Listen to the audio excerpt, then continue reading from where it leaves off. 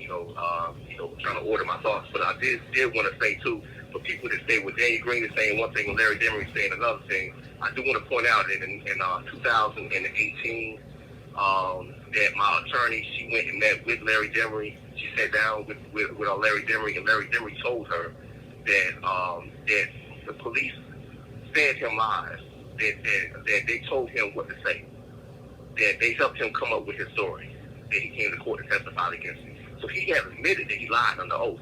Yet this year, they pretty much granted his parole. What they did is that they gave him a MAP contract, which means that, like in a year or two, however long his MAP contract is, which I don't know, so I don't want to say exactly, but that he will be paroled from prison.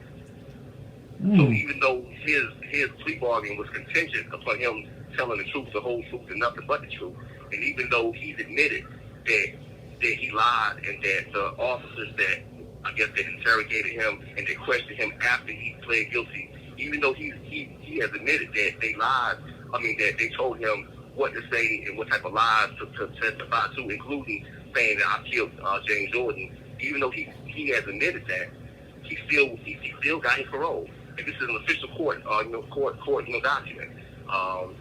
So, like I said, this is not me just saying that. He also told a lady that was a reporter for the Lumbee, and I think it was like the Native Pride. It was a Lumbee newspaper. Lumbees are a tribe here in North Carolina, so it's like it was the oldest Native American newspaper at the time.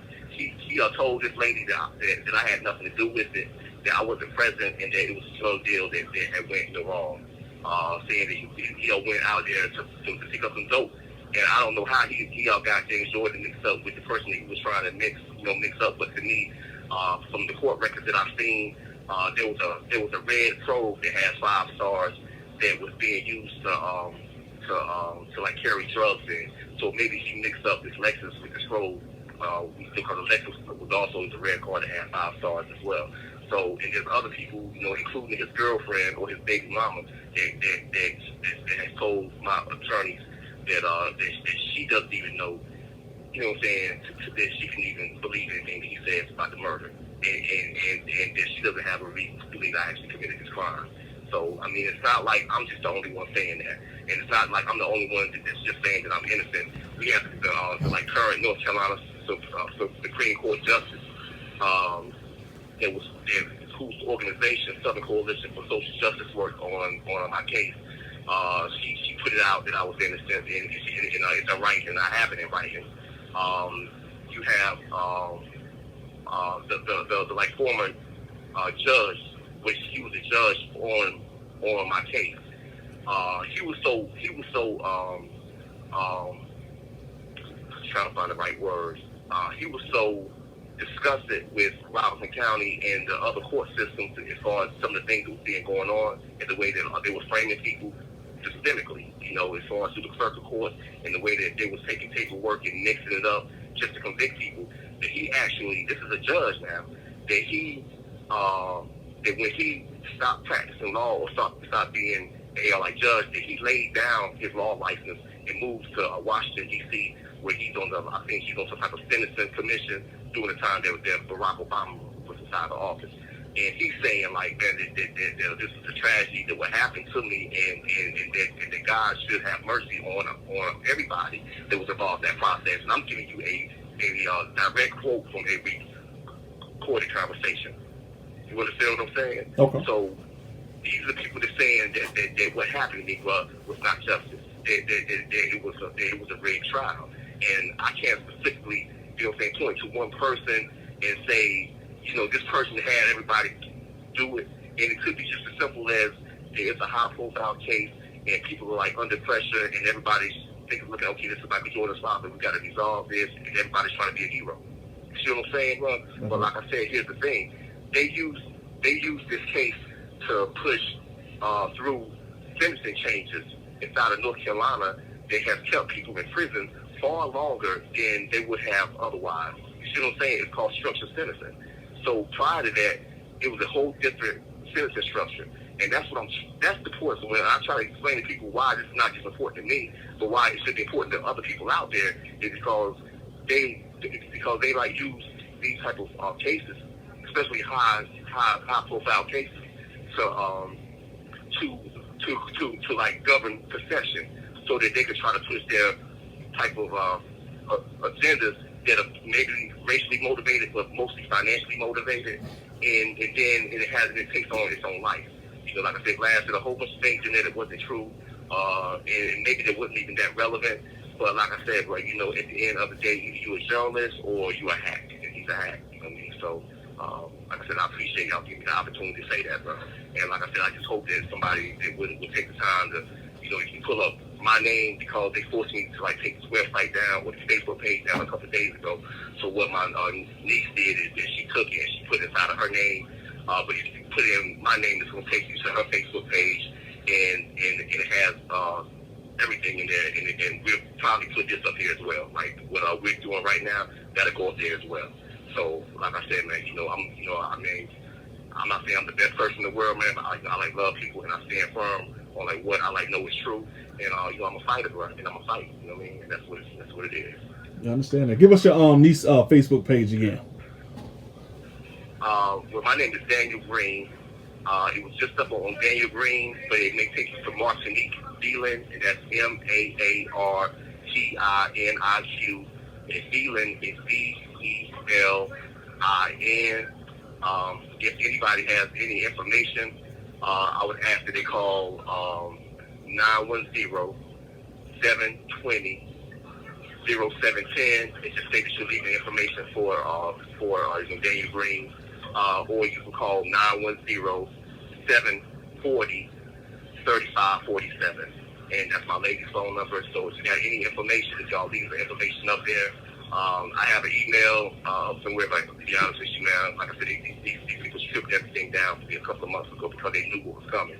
So they kind of took it. I had to go through an extremely long battle, and my attorney, she did her like thing, and I ended up getting things back that I was supposed to get back as far as the address books and everything else. So I'm just now getting some of my stuff back and just now putting everything together.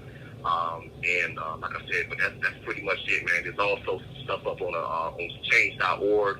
There's a petition up there, and there's other podcasts and everything else about the case that's up there. And like I said, there's a lot of people out there that's trying to help me. There's a lot of people that's frustrated because they feel like that one of the things that's caused the problem is my personality.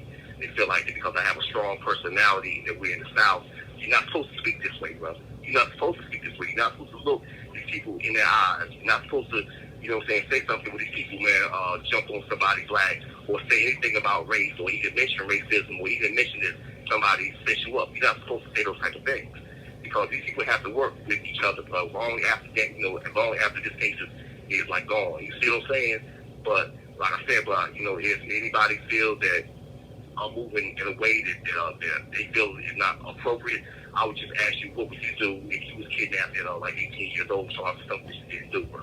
Anything that I've done, I've always taken responsibility. I took the time for it. I also took responsibility for a crime that I didn't even commit. But by responsibility, I mean saying I took a no contest plea to an armed robbery charge that I had nothing to do with, because I was convinced by my attorney at the time that by me doing that would keep them from using that against me in the future. And that wasn't true, because they use it every time that they speak against me, bro. So like I say, we're dealing with a type of court system where people are conditioned at a very young age through this prison system that just plead guilty to feel like you can't win. That's what everybody always said, that we can't win. People conditioned to feel fear, when it comes to dealing with police officers. And if a person thinks I'm trying to jump on what's going on now, socially, as far as with the different movements, the Black Lives Matter movement, I would direct the person to look at a transcript from 1995 when I testified prior to my trial at a suppression hearing. And I said right there from the stand that the reason that I was not forthcoming and cooperative with the officers, because of course we was all raised not to snitch. We all know that. And then also because these people had a strong reputation, bro, for shooting people in the back. You know what I mean? And that's what I testified to. And since then, these people burnt down my sister's trailer, just to get rid of some documents that were helpful to my case. I've had a lot of documents that have came up missing. from out of the clerk's office, from out of my prior trial attorney's office. I don't know what happened to it. They don't know what happened to it. So, like I said, but there's some bullshit going on with this case, and I just want people to know that Michael Jordan's father was not killed by because of Michael Jordan's lifestyle or because of whatever people try to say about him. People always trying to find a way to tear somebody down. But Michael Jordan's father also was not killed by a person that had just gotten released from prison. He was killed by somebody that was out of prison. That was on his way to prison, and that had a warrant out for him to be taken into court to receive time. I'm talking about Larry Demery. And because he was plugged into the people network, they let him do what he was out there doing. You know what I'm saying? So that's what this is really mostly, I think, about the fact that if you look at it, if you're the state, would you rather have Michael Jordan mad at just one nigga that just got out of prison, he doesn't have any connections and doesn't have any money? You know what I'm saying? Or would you rather have him mad at the officers who allowed his actual killer to roam free, even though they had a warrant out because he was related to them and because he was involved in helping them move different drugs. So that's what I want people to look at. Absolutely. That's pretty much it. We got you, my brother. We're gonna make sure we put it out there for you, and make sure that we share it on the social media too as well. And we're gonna try our best to get it in Passion Magazine too, so people can hear your side of the story.